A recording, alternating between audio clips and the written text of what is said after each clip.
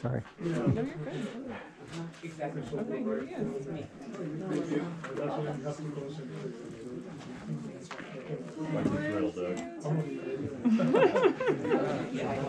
It's an adventure. It is. An adventure.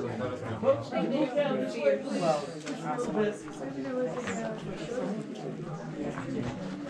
You conquered the ladder, all of you. That's the longest ladder. So good.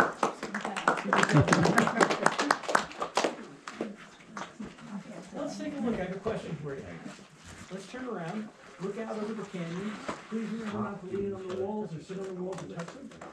But just take a look. So you can. My question is, why did they call this balcony house?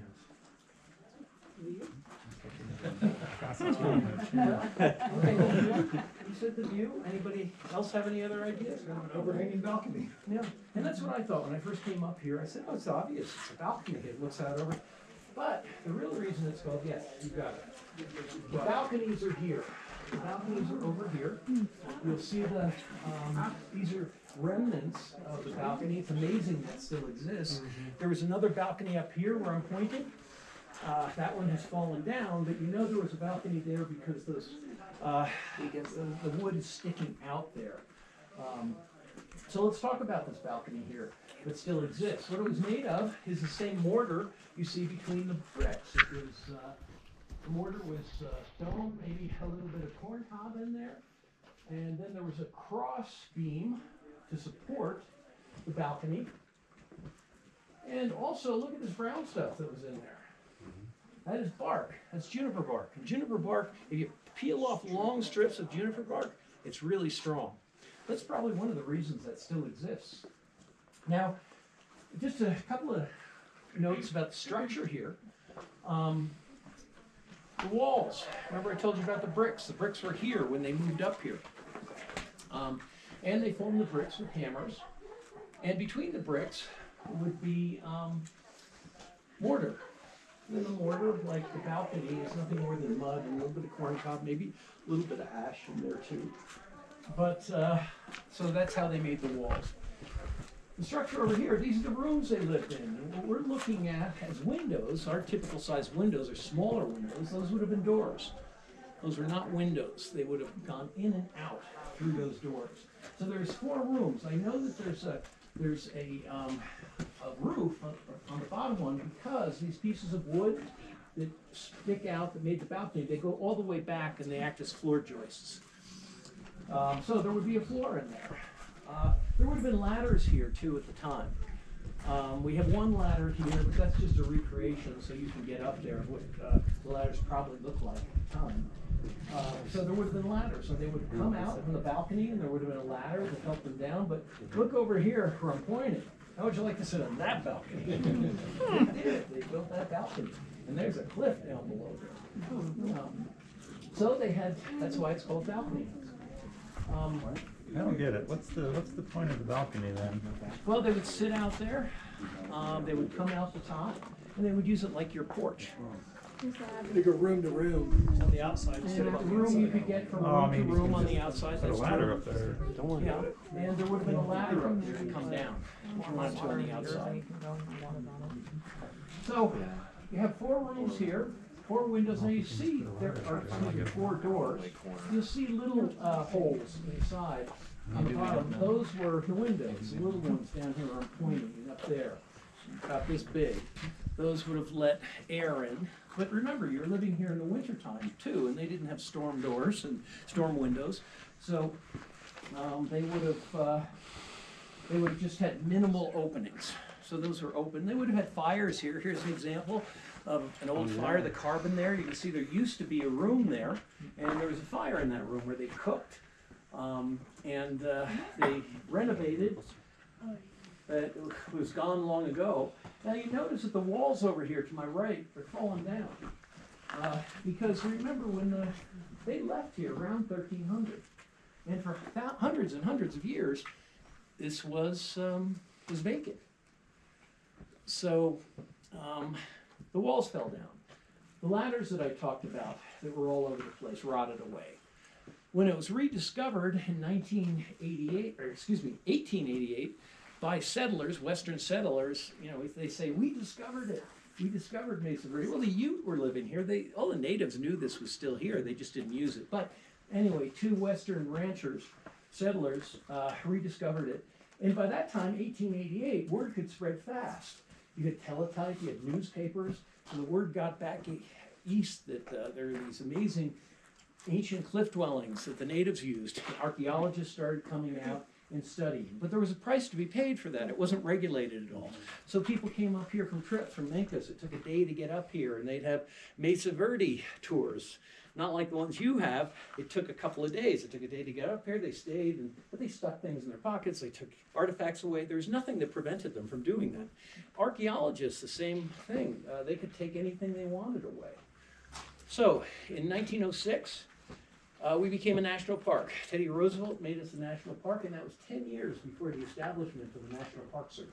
There were still a few parks that were considered worth keeping, so they were made national parks even before the National Park Service.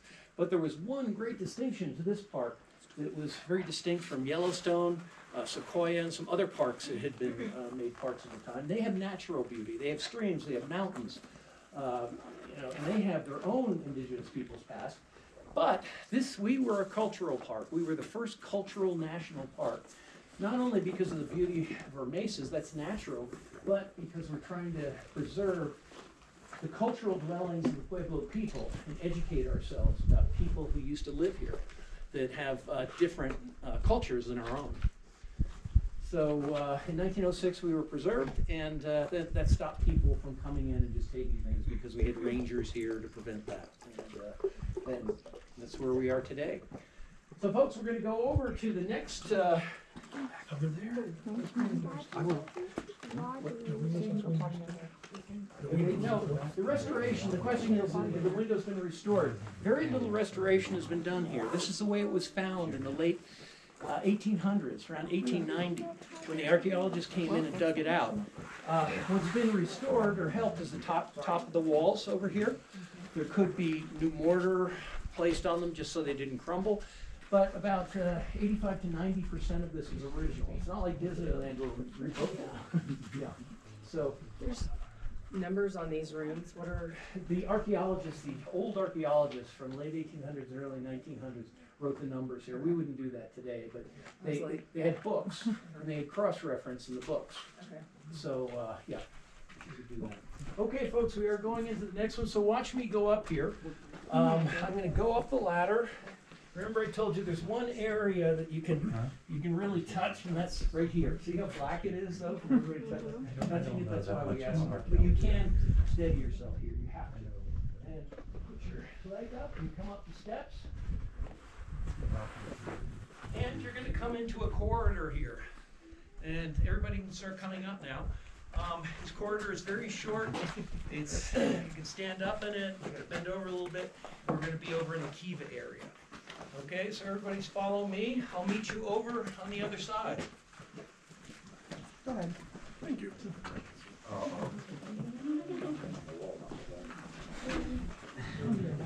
All right, Leo, you want to go? So climb the ladder, step right there, and follow the group. Where'd AJ go? Oh, there it is. AJ, just keep going.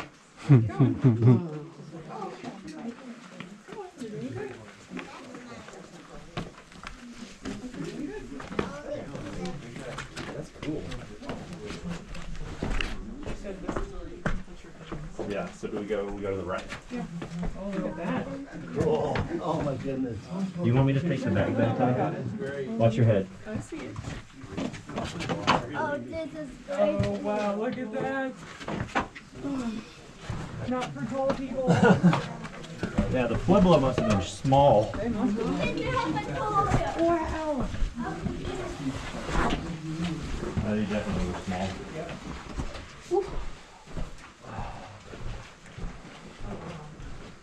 Oh, wow. So these are the lion pits?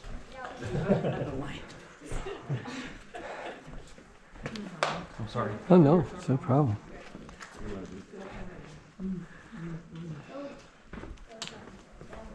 Can can go everybody- over here? Yes, you can. You can move all around the kivas here. Watch the kids around the edge here, because there is no wall here.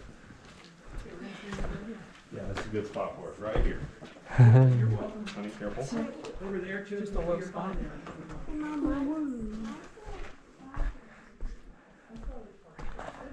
It is.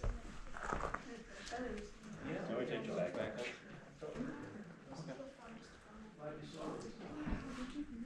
So cool.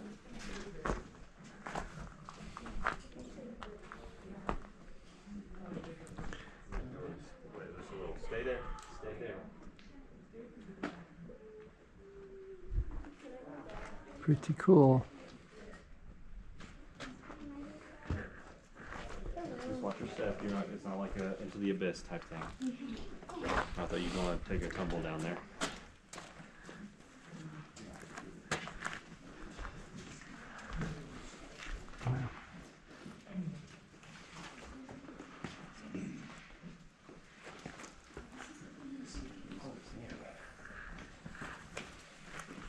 Come on up, folks. You stand around these two kivas. You can see where you can stand on this asphalt or this rock platform. You're okay. Stand anywhere, just as long as you're not on the walls and, or on the, please don't walk on the walls around the kivas as well. Folks, welcome to the kiva area. You also see fire up here. They have fires here, like we saw over here. They cook food. It includes a thriving community here of 300 people, or sorry, 30 people. Only 30 people here. But, you know, you can take a look at the doors here. Up there is a door. This door, it has a narrow bottom.